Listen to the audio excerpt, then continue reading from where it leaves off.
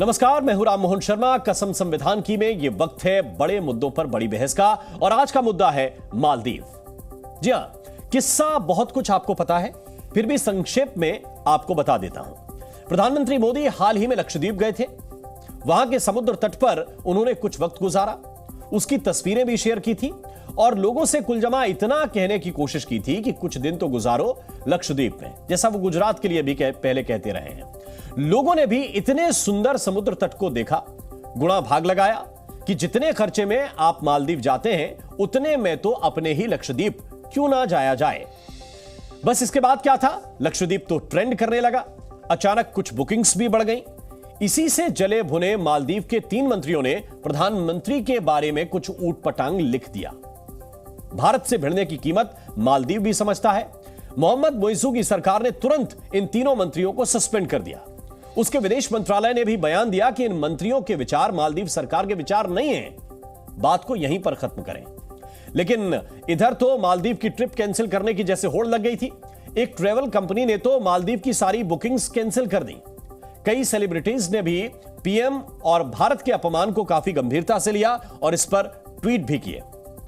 अब आगे देखिए, आज भारत ने मालदीव के उच्चायुक्त को तलब किया था और सिर्फ 60 सेकंड में उनको दफ्तर से विदा भी कर दिया।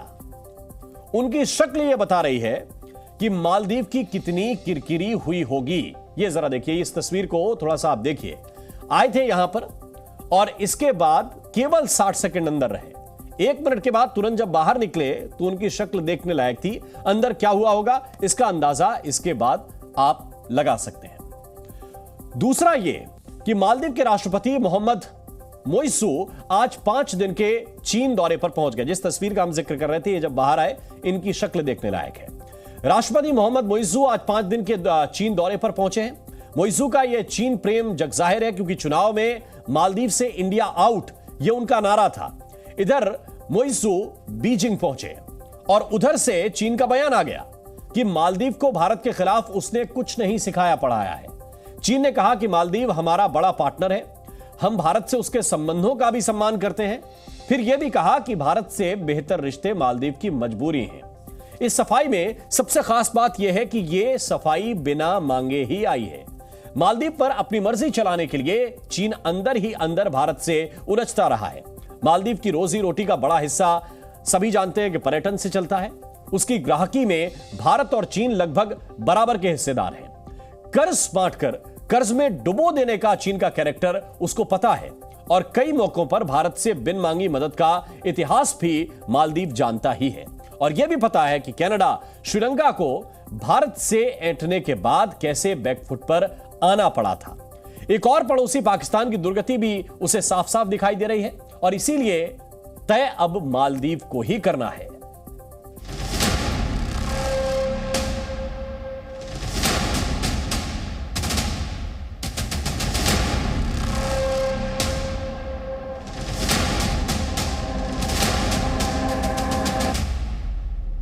इंडिया से जैसे मैंने बताया लगभग 3 लाख लोग मालदीव जाते थे, तो वो अब फैसिलिटी इस माई ट्रिप को उपयोग नहीं कर पाएंगे। अप्रॉक्सिमेटली 2 o'clock तक मेरे पास 15 कैंसिलेशन आई है।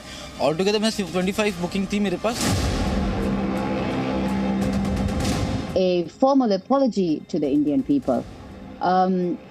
The remarks by the minister are simply just shameful. You know, India is a great friend of Bangladesh. 1971, they supported us, and also 75, they gave shelter to us, me and my sister and myself, and also other. चीन की जो overall जो global policy है, वो loans देगा और वो उनको ब्राइब करेंगे लीडर्स को, और फिर वो अपने डेट में फंस जाएंगे। चाइना जो है वो उनको ऋण के अंदर फंसा रहा है। $1.2 बिलियन का ऋण मालदीव्स ने चाइना को देना है। हमारे प्रधानमंत्री के खिलाफ बोलेगी तो उसमें हम उनके अगेंस्ट में हैं, हम अपने इंडिया के साथ में खड़े। परंतु ये जो सितारे बोलते हैं ना, इन सितारों को जो देश में क्राइम बढ़ता है नहीं दिखाई देता। और इसी पर चर्चा करने के लिए कुछ खास मेहमान इस वक्त हमारे साथ हैं। पहले उनका परिचय आपसे करा दें। हमारे साथ दीपक बोहरा साहब हैं, पूर्व राजनयिक हैं। बहुत बहुत स्वागत दीपक बोहरा साहब आपका। आरती टिक्कू इस वक्त हमारे साथ हैं, वरिष्ठ पत्रकार हैं। आरती जी आपका स्वागत।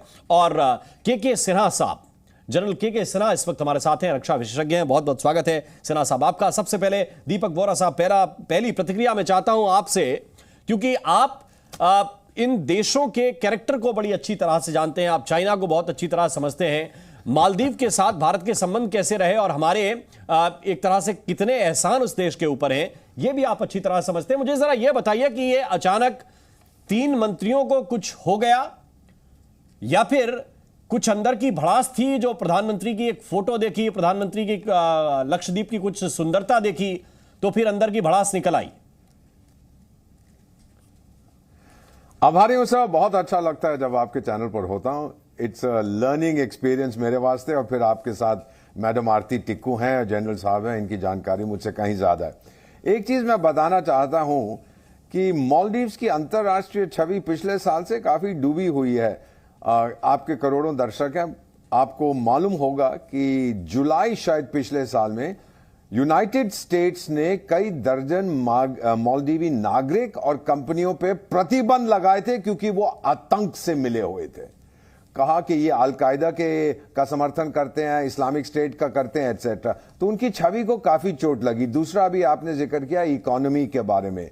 उनका टोटल फॉरेन एक्सचेंज रिजर्व शायद $500 मिलियन है, लेकिन उनका डेट उनके जीडीपी से अब आगे निकल गया। वर्ल्ड बैंक कह रहा है कि इनको बहुत तकलीफ होने वाली है।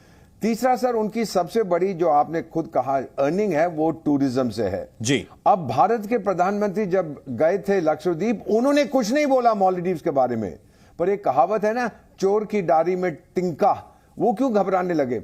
भाई जब हम लोग जाते थे अरुणाचल प्रदेश, हमारे लीडर्स जाते थे, तो चीन कहता ओहो ये तो साउथ तिब्बत है। मालदीव्स को क्या तकलीफ है भाई, हम तो अपने देश में वो घूम रहे हैं। आपके जो लीडर्स हैं वो कहीं भी जाएं, हम कुछ नहीं कहते सर। इसको हम कहते हैं स्मॉल माइंड सेट। इसका मतलब होता है कि आपका जो रवैया है वो बहुत छोटा है, आपका आउटलुक बहुत छोटा है, और इसका एक कारण है, वो है इनसिक्योरिटी। एक मैं आपको बता दूं सर कि मालदीव्स के बारे में कहा जाता है, अगर ग्लोबल वार्मिंग उसी तरह चलती रही जिस तरह चल रही है, तो अगले 10 साल से कम समय में मालदीव्स गायब हो जाएगा। उसके 90% जो द्वीप हैं वो समुद्री लेवल से केवल 1 मीटर ऊपर है। ये मैं नहीं कह रहा, ये वर्ल्ड बैंक के दीपक बोहरा साहब, आप डिप्लोमेटिक बात करें, अगर इस तरह से आप डिप्लोमेटिक बात करें, मुझे एक शेर याद आ गया। आपने जैसे ये कहा कि ये द्वीप डूब जाएगा, एक शेर ये था, और मैंने बहुत बचपन में सुना, अनवर जलालपुरी से पढ़ा करते थे, और अब तो वो नहीं रहे, लेकिन वो शेर जिंदा है। और शेर ये है कि तुम भी रहते हो जजीरे पे, तुम्हें याद रहे, भूलकर भी ना समंदर से बगावत करना। तो आपने कहा कि समंदर लील जाएगा। वाह, वाह। अब और इसके 2 मायने हैं। अब ये पहला मायना तो ग्लोबल वार्मिंग है जी, और दूसरा ये नया भारत है। ये पुरानी वाली बात नहीं है, ये भूलता नहीं, और इसमें तो किसी पॉलिटिशियन को कुछ करना नहीं पड़ा। ये सब कुछ पीपल टू पीपल हो गया। ये आपने बहुत अच्छी बात कही है कि इस बार पीपल्स पावर आपने देख लिया है। ये इस भारत सरकार ने अभी तक कोई टिप्पणी नहीं की है, लेकिन जिस तरह से कैंसलेशंस हो रही हैं, आपके ट्रैवल पोर्टल्स कह रहे हैं कि मालदीव्स नहीं जाएगा, सेलिब्रिटीज कह रहे हैं हम नहीं जाएंगे। मालदीव्स के ऊपर सर एक न्यूक्लियर स्ट्राइक हुई है, न्यूक्लियर बॉम्ब के बिना। अब वो बुरी तरह से बौखला गए हैं, सस्पेंड कर दिया, ये वो है। लेकिन मेरी राय, अगर वो मेरी राय माने, मैं तो वहां गया हूं, उनसे यही कहूंगा राष्ट्रपति से, चुपचाप से चिट्ठी लिख के माफी मांगो।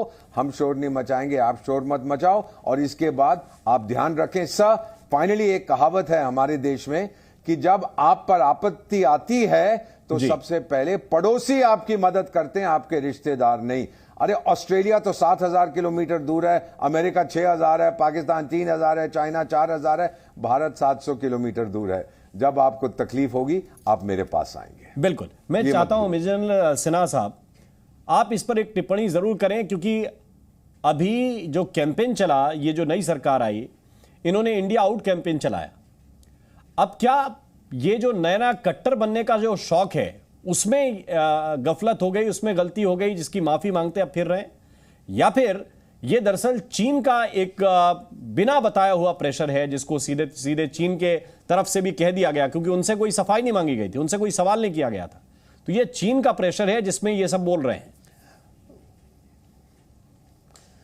राम मोहन जी, जय हिंद। जय हिंद। और जो आपने सवाल किए हैं और इसका पूरा का पूरा जो दीपक बोरा साहब ने कहा वहाँ से मैं लेता हूँ, और आपने सवाल किए हैं इंडिया आउट एजेंडा लेकर के मोहम्मद महजू साहब आए थे, तो हम थोड़ा सा पीछे जा करके एक सेकंड में समझाना चाहूँगा। 1965 में इसको इंडिपेंडेंस मिली है यूके से, ये बहुत पुराना नहीं है, 1965, और चलता रहा 1988 तक। उस समय हुआ था गयूम साहब की वहाँ पर सरकार थी, वो राष्ट्रपति थे, और वहाँ एक कू हो गया था, मिलिट्री कू। और इंडिया, क्योंकि मैं उस समय फौज में भी था, और हम पैरा का एक ऑपरेशन चला था मालदीव में, जो कि हम लोग यहाँ से गए, आगरा से हम उड़े, वहाँ जाकर के पूरी की पूरी सरकार को, उसके बाद हमारा मालदीव से बहुत बड़ा संबंध 1988 से, उसमें सिक्योरिटी है, इकॉनमी है। 77% जो मालदीवियन डिफेंस फोर्सेस हैं उसके जो रिक्वायरमेंट्स है भारत पूरा करता था, क्योंकि ये इंडियन ओशन रीजन में हम इन्फ्लुएंस में नहीं गए थे, हम वहाँ गए, हम रह सकते थे, मगर हमने जैसे ही चीज़ें खत्म हुई वापस आ गई, हमारी पूरी पैरा ब्रिगेड गई थी, और हमने ऑपरेशंस किया था, नेवी के गए थे शिप। अब आप देखिए क्या हुआ, ये हमारे साथ बड़ी अच्छी इनकी ताल्लुकात थी। हमने वहाँ पर उनको हेलीकॉप्टर्स दिए, चार हेलीकॉप्टर्स। उनका जो मेन एयरपोर्ट है जहाँ पर वो लैंड होते हैं, माले आप शायद गए होंगे, वहाँ गए थे। 2010 में नेशनल डिफेंस कॉलेज जब जनरल्स बनते हैं हम लोग, तो हम लोग जाते हैं, तो हमारी पहली विजिट थी, जो ऑफिशियल विजिट थी, वो मालदीव थी। मैं भी गया था क्योंकि मैं नेशनल डिफेंस कॉलेज कर रहा था, और मालदीव के हमारी जो स्ट्रेटेजिकली हम उनके साथ, इकोनॉमिकली उनके साथ, सभी तरीके से हमारे लोगों का, देखिए आज चाइना से टोटल करीब 1 लाख जो कहते हैं टूरिस्ट जाते हैं, आज आपने सुना 3 लाख लोग जाते हैं, और ये इतना रिकॉर्डेड है, इतना 18% 19% ऑफ टूरिज्म वहां पर। टोटल इकोनॉमी यदि आप देखेंगे, पहले मालदीव में केवल 5,21,000 लोगों की जनसंख्या है, वहां पर 2,200 केवल इतने रीफ्स हैं या आइलैंड्स हैं, जिसमें 1,200 के और 200 में लोग रहते हैं। उनकी टोटल इकोनॉमी 40,000 करोड़ की है। 25,000 करोड़ चाइना से उनके ऊपर कर्ज है, 25,000 करोड़, 40,000 करोड़ के ऊपर में, हर एक मालदीव के ऊपर में तकरीबन 4,80,000 का कर्ज है। यही चीज आपने श्रीलंका में देखी थी जी। हमने अभी $4 बिलियन दे करके उनको ब्रिंग आउट किया। जब स्ट्रिंग ऑफ पर्ल चाइना ने बनाया, आज तो वो है ना 5 दिन के, आपने ही बताया 5 दिन। सबसे पहले मालदीव के जितने, ये 8वें ये प्रेसिडेंट है, आज तक 7 प्रेसिडेंट जो बने, पहला कॉल ऑफ पोर्ट विजिट कहता था इंडिया होता था, ये सब टर्की चले गए। ये पैरों में जब कुल्हाड़ी मारते हैं, चौरों के तानू तिनका का जो कहावत दीपक बोरा साहब ने दिया, वो इतना है क्योंकि चाइना इनको कुछ नहीं कर पाएगा, अपनी इकॉनमी खत्म हो गई। 1 लाख 3 लाख आप देख लेना, हमारी दूरी नॉटिकल माइल जब 70 नॉटिकल माइल में है, ये हमारा अंडर बेली है। आज श्रीलंका कहता है, आज का न्यूज है कि हम लोग अपना लैंड ब्रिज बनाना चाहते हैं। आपने बांग्लादेश में देख लिया, चौथे टर्म में इंडियन से अलाइन जो प्राइम मिनिस्टर हैं शेख हसीना आई हुई हैं। तो भारत, आज नेपाल भी भारत में आ रहा है और भूटान भी आ रहा है, पाकिस्तान, कल बातें हुई, पाकिस्तान ये कहता है शायद गिलगिट बाल्टिस्तान दे लो। तो ये जो चीजें हो रही हैं जियो स्ट्रैटेजिकली, उसमें सबसे बड़ी जो गलती कर दी वो मोहम्मद महजू साहब ने कर दी। ठीक है, लेकिन आरती टिक्कू जी, इसके साथ साथ सवाल यह भी है कि अब आगे क्या, आगे जाहिर बात है इंटरनेट पे कुछ चीजें उठती हैं, एक समय के बाद 2-3 दिन के बाद धीरे धीरे ठंडा हो जाता है, या फिर नहीं, लोगों ने अब डेस्टिनेशंस नए तलाशने इंडिया में शुरू कर दिए हैं कि नहीं अब जाएंगे तो यहीं पे जाएंगे। और एक चीज और, मालदीव को तो भारत के लोगों से जब बात करो, अपने साथियों से बात करो, जाते वक्त वो समझते नहीं कि वो विदेश जा रहे हैं। उनको लगता था कि नहीं, अपने ही सहयोगी हैं, अपने ही लोग हैं, वहां पे जा रहे हैं, उनकी इकोनॉमी को भी बल मिलता है, हम भी बाहर घुमाते हैं। क्या अब उस तरह से लोग नहीं सोचेंगे?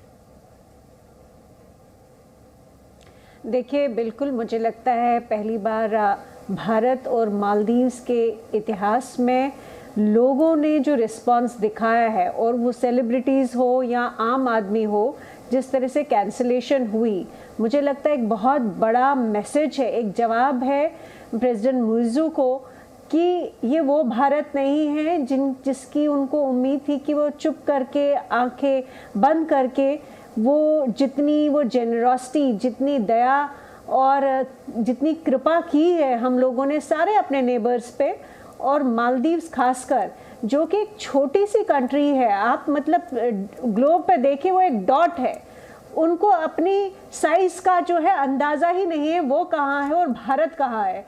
तो मुझे लगता है कि एक बहुत बड़ा मैसेज गया है पहली बार कि ऐसा कोई भी अगर कदम उठाया मालदीव्स ने, मालदीव्स की किसी भी एस्टैब्लिशमेंट ने जो भारत के इंटरेस्ट के खिलाफ हो, तो मुंह तोड़ जवाब मिलेगा।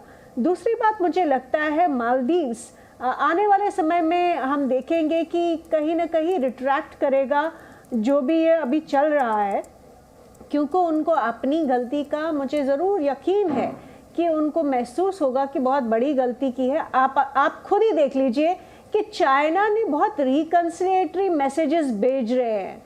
ऐसा कुछ चाइना ने नहीं कहा कि जिसकी वजह से और प्रवोक हो जाए इंडियन मासेस।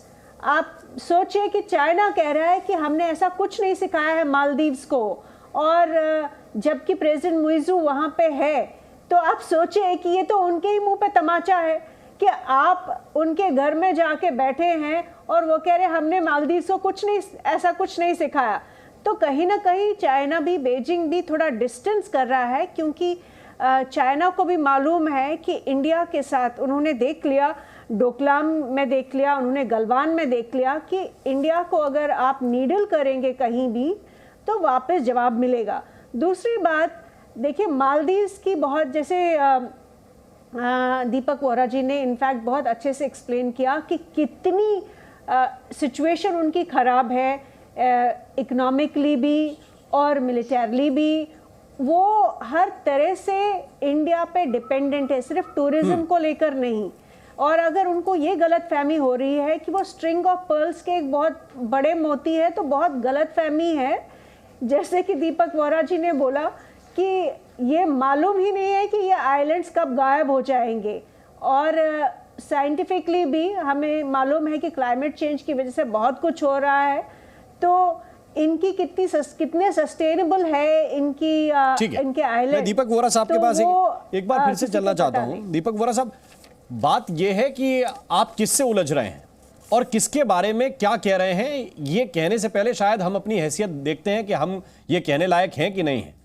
और दूसरी बात ये भी, इसको भी थोड़ा सा एक्सप्लेन कीजिएगा कि क्या हमने पहले कभी इस दिशा में इस तरह से सोचा नहीं कि अपने टूरिस्ट डेस्टिनेशंस को भी इतना ब्यूटीफुल और बहुत अच्छी तरह से हम ब्रांडिंग करें। मैं शब्द का इस्तेमाल कर रहा हूं कि ब्रांडिंग करें। खूबसूरत तो पहले से कुदरत ने हमें दिया हुआ है, पहाड़ों से लेकर समंदर तक। ये जो ब्रांडिंग है जो मालदीव करता है, दूसरी कुछ डेस्टिनेशंस करते हैं, क्या ये पहले नहीं हुआ? आपने बहुत अच्छी तरह से इसे समझाया है और जनरल साहब ने भी उनके डेट के बारे में कहा है, मैडम टिक्कू ने भी बहुत अच्छी तरह से समझाया है। सर, भारत का नंबर 1 सेल्समैन, और ये मैं पूरे गर्व के साथ कहता हूं, उसका नाम है नरेंद्र भाई दामोदर दास मोदी। कुछ साल पहले उन्होंने यही कहा था कि हर भारतवासी को कि इस वर्ष आप कम से कम 5 डेस्टिनेशंस में जाइए। फिर अब वो बात कर रहे हैं लक्षद्वीप द्वीप की। मैं वहां गया हूं 2 बार और वहां की खूबसूरती बेमिसाल है। तो ये जो ब्रांडिंग अब हम कर रहे हैं सर, अब ये बढ़ती जाएगी, क्योंकि हम समझ गए हैं कि ब्रांडिंग के जरिए बहुत से लोग आएंगे। सर, जब मैं पहली बार गया था तो विदेशी लोगों की लाइन लगी हुई थी, उनको 2-3 साल तक वेट करना पड़ता था कि वहां की इकोलॉजी इतनी कमजोर थी, इतनी नाजुक थी कि उसे हम डैमेज नहीं कर सकते। लेकिन अब तो तरक्की बहुत हो गई है विज्ञान में। तो आपने बिल्कुल सही कहा, ये ब्रांडिंग हो रही है। और जो मैं ट्विटर पे देख रहा हूं, जिसे आप एक्स कहते हैं, विदेशी लोग ये कह रहे हैं, well done India, stand up to this bully. तो बहुत अच्छा उन्होंने कहा। बस एक हिंदी की कहावत है कि विनाश काल विपरीत बुद्धि, रामचरितमानस में ही लिखा है, जब दिमाग खराब हो जाता है तो बस उस वक्त कुछ भी कर बैठते हैं। वो जिनको भगवान नष्ट करना चाहता है, पहले बुद्धि उनकी नष्ट कर देता है।